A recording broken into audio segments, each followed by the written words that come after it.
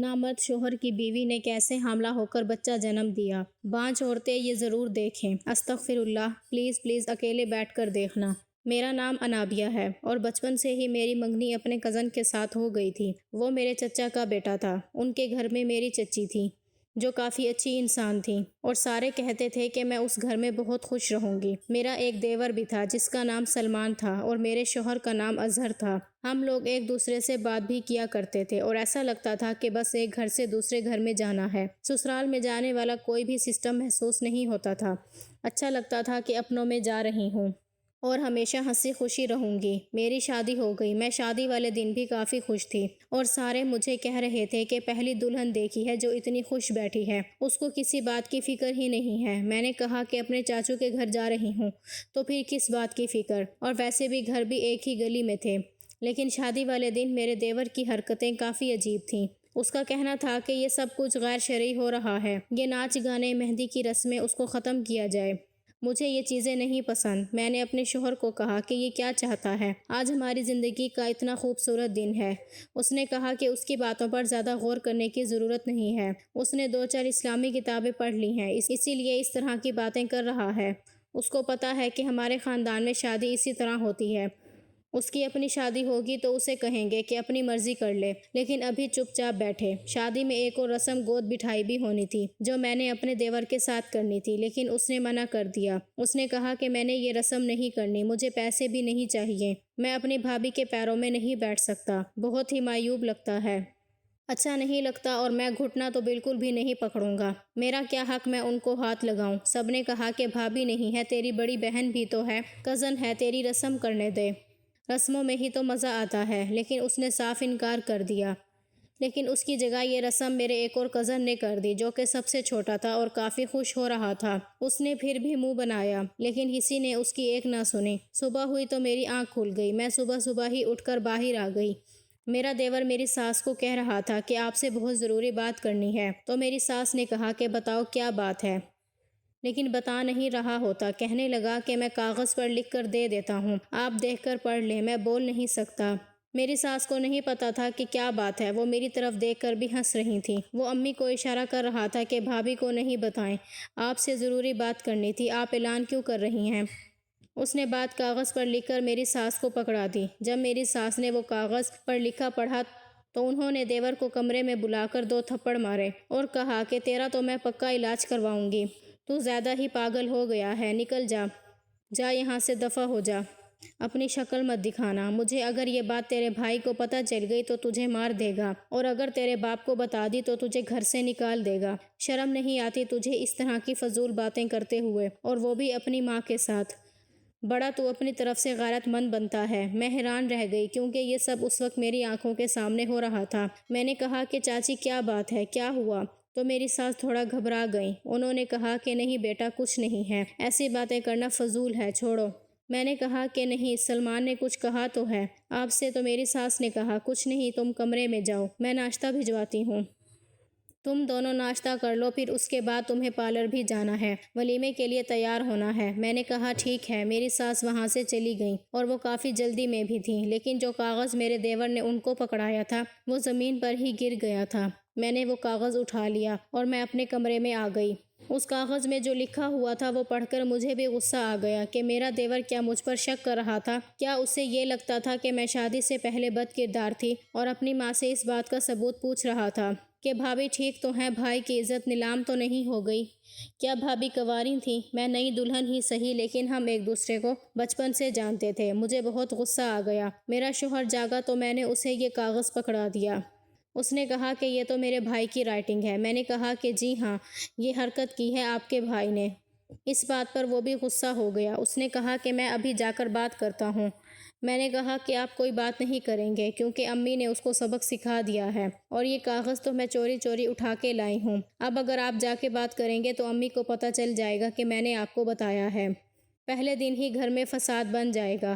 میرے شوہر کا بھی یہی کہنا تھا کہ اس لڑکے کا دماغ بہت زیادہ خراب ہو گیا ہے۔ ہمارے خاندان میں کوئی بھی ایسا نہیں ہے، ہم لوگ بھی بے دین نہیں ہیں، ہمیں نماز روزے کا پتہ ہے، لیکن اس طرح کی فضول حرکتوں کے بارے میں تو ہم نے بھی کبھی نہیں سوچا ہے۔ میرا دیور دراصل یہ جاننا چاہ رہا تھا کہ میں کنواری ہوں یا نہیں۔ اور اس کا ثبوت وہ کس طرح سے مانگ رہا تھا وہ بھی ہم سب اچھی طرح جانتے تھے کہ جا کر میرے کمرے کو دیکھا جائے، ثبوت اس کمرے میں سے ہی مل جائے گا۔ ابھی بھی کچھ ایسے علاقے ہیں جہاں پر اس بات کو بہت اہمیت دی جاتی ہے، لیکن میرے شوہر کا کہنا تھا کہ تم ہمارے خاندان کی لڑکی ہو اور ہماری آنکھوں کے سامنے پلی بڑی ہو، اور ہم نے آج تک تمہارے اندر کوئی غلطی نہیں دیکھی، تو ہم اس طرح کی بات کے بارے میں کیوں سوچیں؟ اور اگر تم ہمارے خاندان کی لڑکی نہیں ہوتی، باہر سے آئی ہوتی، تب بھی ہم اس طرح کی کوئی حرکت نہیں کرتے۔ ویسے بھی یہ سراسر شوہر اور بیوی کا معاملہ ہوتا ہے، باقی لوگوں کو اس میں بولنے کی ضرورت نہیں ہے۔ میرے شوہر کا کہنا تھا کہ تم نے منع کر دیا ہے تو میں بھی خاموش ہو جاتا ہوں، لیکن یہ اتنی چھوٹی بات نہیں ہے، اس سے ہمارے معاملے میں بولنا نہیں چاہیے تھا۔ میں نے اپنے شوہر سے کہا کہ میں تو اس بات کا شکر ادا کر رہی ہوں کہ آپ میں ایسی کوئی بات نہیں ہے، پتہ نہیں اس کی بیوی کا کیا بنے گا۔ اس سے پہلے میں نے اپنے دیور کے بارے میں کبھی برا نہیں سوچا تھا، لیکن اب مجھے اس کو دیکھتے ہی غصہ آ جاتا تھا، کیونکہ کوئی بھی اپنے کردار پر کوئی بھی بات برداشت نہیں کر سکتا، وہ بات کرنے والا آپ کا جتنا بھی سگا کیوں نہ ہو۔ اور مجھے یہ بات اپنے کردار پر وار جیسی ہی لگی تھی، لیکن میں برداشت کر گئی اور خاموش ہو گئی۔ ہماری شادی کو ایک ہفتہ گزر گیا تھا اور اب ہم لوگوں نے ہنی مون پر جانا تھا، یعنی کہ دوپہر میں اس طرح کی باتیں ہونے لگیں اور میری ساس خود ہماری تیاری کروانے لگیں، تو میرے دیور نے اس بات میں بھی شور ڈال دیا کہ یہ غلط بات ہے، ان کو نہیں جانا چاہیے۔ تو میری ساس نے کہا کہ کیوں نہیں جانا چاہیے؟ ابھی تو دن ہیں ان کے گھومنے پھرنے کے، اس کے بعد گھر سنبھالو، بچے پیدا کرو، پھر یہ دن واپس نہیں آتے۔ میں تو کہتی ہوں کہ جن کی بھی شادی ہو اس کو ضرور جانا چاہیے، یہ ضرور جائیں گے اور پورے ہفتے کے لیے بھیجوں گی۔ تجھے کیا مسئلہ ہے؟ تو نے بھی تو ساتھ جانا ہے کیا؟ میری ساس مذاق کرنے لگی۔ میرے دیور نے کہا کہ توبہ توبہ استغفر اللہ، اس گھر میں ساری وہ حرکتیں ہو رہی ہیں جو نہیں ہونی چاہیے۔ ہمارے لیے ٹرین بک کروائی گئی تھی اور ہم نے وہاں ٹائم پر پہنچنا تھا، لیکن نہ جانے کیا ہوا کہ گھر کی گاڑی کا ٹائر پنچر ہو گیا اور ہم لوگ لیٹ ہو گئے اور ٹرین مس ہو گئی۔ سردیوں کا موسم تھا۔ میرے شوہر نے کہا کہ اگلی ٹرین دوبارہ گھنٹے بعد ہی آئے گی، واپس گھر چلتے ہیں۔ جب ہم گھر واپس آ گئے تو میرے دیور کو لگا کہ ہمارا پلان کینسل ہو گیا ہے، لیکن ہم نے پھر سے ٹرین بک کروا لی۔ مجھے ایسا لگ رہا تھا کہ یہ حرکت بھی میرے دیور نے کی تھی، لیکن شاید وہ اتنا بھی گرا ہوا نہیں تھا اور اتنی بچکانہ حرکت نہیں کر سکتا تھا۔ پھر بھی ہم لوگ کون سا رک گئے تھے، ہم ہنی مون پر چلے گئے اور ہفتے کے بعد واپس آ گئے، اور ہم سب کے لیے تحفے بھی لے کر آئے تھے۔ میری زندگی میں سب کچھ ٹھیک چل رہا تھا۔ میرے سسر بھی بہت اچھے تھے، میری ساس بھی بہت اچھی تھی، میری نند بھی نہیں تھی، لیکن یہاں پر میرا دیور ہی میری ساس کا رول ادا کر رہا تھا اور اب وہ میری ساس کے بھی کان بھرتا تھا۔ پر میرے شوہر کا کہنا تھا کہ یہ سب کچھ سوچنے کی ضرورت نہیں ہے، تم جتنی اس کو اہمیت دو گی وہ اتنا ہی تمہارے سر پر سوار ہوگا، اس کو اس کے حال پر چھوڑ دو۔ میں اپنی زندگی اپنے طریقے سے جینا چاہتی تھی اور سب کچھ ٹھیک تھا، دن اسی طرح گزرنے لگے، اور 1 سال کے بعد میرے دیور کی شادی کی باتیں ہونے لگیں۔ اس کی منگنی بھی ہو چکی تھی، لیکن یہ رشتہ خاندان سے باہر ہوا تھا، کیونکہ اس خاندان میں اس کی عمر کا کوئی بھی نہیں تھا۔ ہونے والی دیورانی بھی بہت اچھی تھی، ہم اکثر ان کے گھر آتے جاتے تھے، عید وغیرہ بھی بھیجا کرتے تھے، فون پر بھی خیریت دریافت کرتے رہتے تھے، اور وہ واقعی بہت اچھی لڑکی تھی۔ میں تو کبھی کبھی سوچتی تھی کہ یہ پتہ نہیں بیچاری اس کے ساتھ زندگی کیسے گزارے گی، لیکن اس خاندان میں تھوڑی سی عجیب حرکتیں بھی تھیں۔ میں ان کی اپنی تھی، لیکن انہوں نے شادی میں ہم لوگوں سے بہت زیادہ سمجھوتے کروائے تھے، لیکن میرے دیور کی شادی جہاں پر پکی ہوئی تھی ان لوگوں کی ہر بات مان رہے تھے، کیونکہ وہ لوگ غیروں میں سے تھے۔ میری ساس ہی ان کی ہر بات مان رہی تھیں، جبکہ ہم سے انہوں نے یہ کہہ کر سب کچھ کروایا تھا کہ آپ تو اپنے ہیں، آپ تو سب کچھ سمجھ سکتے ہیں، آپ نہیں سمجھیں گے تو کون سمجھے گا، ہم یہ خرچہ نہیں کر سکتے، وہ خرچہ نہیں کر سکتے۔ لیکن میری دیورانی کے لیے یہ لوگ سب کچھ کر رہے تھے، یہ لوگ ہمیں کہتے تھے کہ ہم نے عزت رکھنی ہے، اور مجھے ان باتوں پر غصہ آ رہا تھا، یہ باتیں میرے دل میں خلش بن کر بیٹھ رہی تھیں، مجھے اچھا نہیں لگ رہا تھا۔ خیر پتہ نہیں میری دیورانی کا اس آدمی کے ساتھ گزارا کیسے ہونا تھا، لیکن کبھی کبھی کچھ لوگ سب کے لیے برے ہوتے ہیں، پر وہ اپنی بیویوں کے لیے بہت اچھے ہوتے ہیں، اپنی بیویوں کے پاس ہوتے ہیں تو ایسا لگتا ہے کہ جیسے ان کے غلام ہیں، لیکن کمرے سے باہر آ کے عجیب و غریب قسم کی حرکتیں کرتے ہیں۔ شاید میرا دیور بھی ایسا ہی تھا، وہ لڑکی بہت خوبصورت تھی، اور اگر عورت خوبصورت ہو تو انسان ویسے ہی اس کے ارد گرد ہی گھومنے لگتا ہے، مردوں کی یہی نفسیات ہوتی ہے اور سارے مرد اسی طرح کے ہوتے ہیں۔ میری دیور کی شادی کی تاریخ پکی ہو گئی تھی اور اس کی شادی بھی ہماری شادی کی طرح دھوم دھام سے ہونے والی تھی۔ सब कुछ बिल्कुल ठीक जा रहा था जब एक दिन मेरे देवर ने मुझे कहा कि भाभी मुझे आपसे बहुत ज़रूरी बात करनी है। अब उसकी शादी में सिर्फ 2 दिन ही रह गए थे। मैं उससे ज़्यादा बात नहीं कर सकती थी। उसकी इस हरकत को काफ़ी अरसा हो गया, लेकिन फिर भी मेरे दिल में खलिश बैठ गई थी। मैंने कहा कि जल्दी बोलो क्या बात है। उसने कहा कि अगर मैं आपको कोई चीज़ दूं तो आप मेरी बीवी के कपड़ों में रख देंगी। मैं उसकी बात सुनकर हैरान रह गई कि किस चीज़ की बात कर रहे थे। फिर मैंने सोचा कि शायद किसी तोहफे की बात कर रहा है। हमें तो अजीबो-गरीब बातें कर रहा था, लेकिन अपनी बीवी को शादी से पहले तोहफा देना चाहता है। मैंने कहा कि हाँ रख दूंगी, बताओ क्या चीज़ है। जल्दी करो मुझे काम है। उसने कहा कि मैं अभी वो चीज़ ला कर देता हूँ। उसने मुझे एक सफ़ेद रुमाल ला कर दिया जिसको देखकर मैं हैरान रह गई। उसने कहा कि मेरी बीवी के लहंगे के अंदर रख दीजिएगा। मुझे समझ आ गया था कि वो क्या सोच के ये सब कुछ करवा रहा है। पहले मैंने सोचा कि मैं उसको मना कर दूं और ये बात अपनी सास या अपने शोहर को बता दूं, लेकिन फिर मैंने सोचा कि क्यों बताऊं। जब मेरे साथ इस तरह किया गया तो उसकी बीवी के साथ भी इसी तरह होना चाहिए। उसे भी पता चलना चाहिए कि उसके शोहर की जहनीत क्या है। मैंने कहा कि ठीक है, मैं ये काम कर दूंगी। उसने मेरा शुक्रिया अदा किया और मैंने वो रुमाल रख लिया और उसने मुझे जैसे कहा था वैसे ही मैंने अपनी देवरानी के लहंगे में रख दिया। वो भी हमारे घर से करीब ही रहती थी। सामान उसके घर भिजवाने का वक्त आ गया था। मैं ही उसके लिए टोकरी ले जा रही थी। मैंने ये काम कर दिया और सामान भी भेज दिया। अब शादी में ज़्यादा वक्त नहीं था, किसी ने भी नहीं देखना था और जल्दी जल्दी ये सब कुछ हो जाना था। क्योंकि जब मेरे साथ ऐसा हुआ था तो मैं खामोश हो गई थी। मैंने उन लोगों की इज्जत रख ली थी, जबकि मैं चाहती तो अच्छा भला ववेला मचा सकती थी। अपने शोहर से अपने देवर की अच्छी खासी क्लास लगवा सकती थी और सबको ये बता सकती थी कि उसने इतनी घटिया हरकत की है। जो बात मुझसे मेरे शोहर ने नहीं पूछी, मेरी सास ने नहीं पूछी, वो मेरा देवर पूछना चाहता था। ये छोटी बात नहीं थी, लेकिन अब मैं ये भी देखना चाहती थी कि जब यही सब कुछ उसकी बीवी के साथ होता है तो उसका रद्द-ए-अमल क्या होता है और ये लोग क्या करते हैं, क्योंकि अभी तक तो ये हम दोनों में बहुत ज़्यादा फ़र्क कर रहे थे। अभी इनको सीधा ना किया जाता तो ये फ़र्क सारी उम्र भुगतते रहते और मैं उनके ख़ानदान की थी। उसको इस तरह नहीं करना चाहिए था। दोनों के साथ एक जैसा रवैया रखना चाहिए था। शादी की रस्में होने लगी हैं और शादी हो गई। रात के वक्त जब दुल्हन को हमने कमरे में बिठा दिया और मेरे देवर ने कहा कि वो सबके सामने कमरे में नहीं जाएगा। पूरी शादी में ये अपनी बात मनवा रहा था। सब लोग कह रहे थे कि इसकी शादी पर बिल्कुल भी मज़ा नहीं आ रहा है। मेरी शादी पर ज़्यादा मज़ा आया था। ये तो किसी को नाचने भी नहीं दे रहा था। मेरी सास को किसी रिश्तेदार ने कहा कि आपकी बहू बहुत अच्छी है, बड़े अच्छे तरीके से सब कुछ संभाल रही है, काम भी कर रही है। अल्लाह करे आपकी दूसरी बहू भी अच्छी निकले, क्योंकि कभी कभी तो सब कुछ ठीक रहता है, लेकिन जब घर में नई औरत आती है तो लड़ाई झगड़े होने लगते हैं। उनका कहना है कि ऐसा नहीं होगा। मुझे पूरा यकीन है, क्योंकि सादिया बहुत अच्छी लड़की है। मेरी देवरानी का नाम सादिया था। उन्होंने कहा कि ये पढ़ी लिखी है और पढ़े लिखे लोग इस तरह की हरकतें नहीं करते। मैं कम पढ़ी लिखी थी। उनको अपनी दूसरी बहू की पढ़ाई पर भी बहुत गरूर हो रहा था। सच कहते हैं कि जब शादी हो जाती है तो सगी खाला भी सास बन जाती है और चाची भी। इस खानदान में मेरी इज्जत ही ज़्यादा थी। सादिया को यहाँ कोई भी नहीं जानता था, इसीलिए अगर आज की रात वो कोई वावेला करती तो ही मेरे हक में बेहतर था। मेरा देवर भी कमरे के अंदर चला गया और मैं इंतज़ार करने लगी।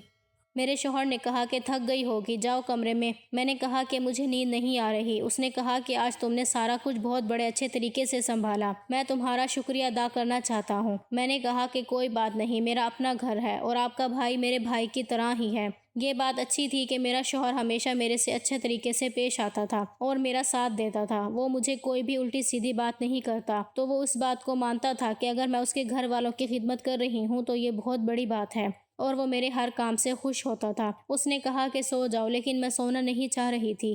फिर 2 घंटे ऐसे ही गुजर गए और अब मुझे भी नींद आने लगी थी, क्योंकि मैं पूरे दिन की थकी हुई थी।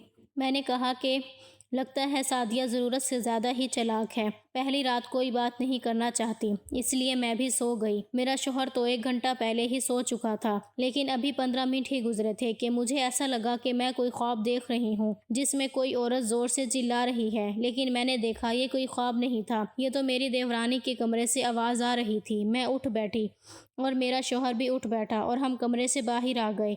घर में कुछ रिश्तेदार भी मौजूद थे, वो भी जल्दी से बाहर निकल आए थे। کہ کیا ہو رہا ہے۔ سامنے کا منظر کافی عجیب تھا۔ میری دیورانی اپنے کمرے سے باہر آ چکی تھی اور میری ساس کے ساتھ جھگڑا کر رہی تھی۔ کیا آپ کے بیٹے کو کوئی نفسیاتی مسئلہ ہے؟ آپ کو پہلے بتانا چاہیے تھا۔ آپ کا بیٹا پاگل ہے۔ یہ مجھ سے اس طرح کی فضولیات پوچھ رہا ہے، ایسے سوال کر رہا ہے کہ میں حیران ہوں کہ ان کا کیا جواب دوں۔ کیا یہ ساری باتیں آپ لوگوں نے اس کے دماغ میں ڈالی ہیں؟ آپ لوگوں نے مجھے سمجھ کیا رکھا ہے؟ کوئی پڑھی لکھی سمجھدار لڑکی ہوں، کوئی بیوقوف ان پڑھ نہیں۔ جو یہ باتیں کر رہا ہے وہ بھی اس کو نہیں کرنی چاہیے۔ مجھے تو لگ رہا تھا کہ آپ لوگ پڑھے لکھے لوگ ہیں، لیکن آپ لوگوں کا تو حال ہی کوئی نہیں۔ میری ساس نے میری دیورانی کو کہا، ایسی کوئی بات نہیں ہے بیٹا، چلو کمرے میں چلیں، تمہیں سارا کچھ بتاتی ہوں۔ لیکن وہ میری ساس کی باتوں میں آنے والی نہیں تھی، اور اس کے کردار پر اگر کوئی بات کرے گا تو وہ اسے معاف نہیں کرے گی۔ اور وہ بھی اس طرح اس کا شوہر شادی کی پہلی رات اس سے اس طرح کے سوال کر رہا تھا اور اس سے اس کے کنوارے پن کا ثبوت چاہتا تھا۔ میں نے بھی سب کے سامنے تو کچھ نہ کہا، لیکن اپنی ساس کے کان میں جا کر بتا دیا کہ آپ کے بیٹے نے مجھے وہ رومال رکھنے کے لیے کہا تھا اور کہا تھا کہ کسی کو نہ بتانا۔ میں نے تو صرف اس کی بات مانی تھی۔ میری ساس نے کہا کہ تمہاری غلطی نہیں ہے، اگر تم نہیں بھی رکھتے تو تب بھی کوئی نہ کوئی بات ہوتی، کیونکہ اس کا دماغ خراب ہے۔ تمہاری باری بھی اس نے اسی طرح کی کوئی بات کی تھی۔ میں نے کہا کہ مجھے یاد ہے، لیکن میں اس ٹائم نہیں بولی تھی۔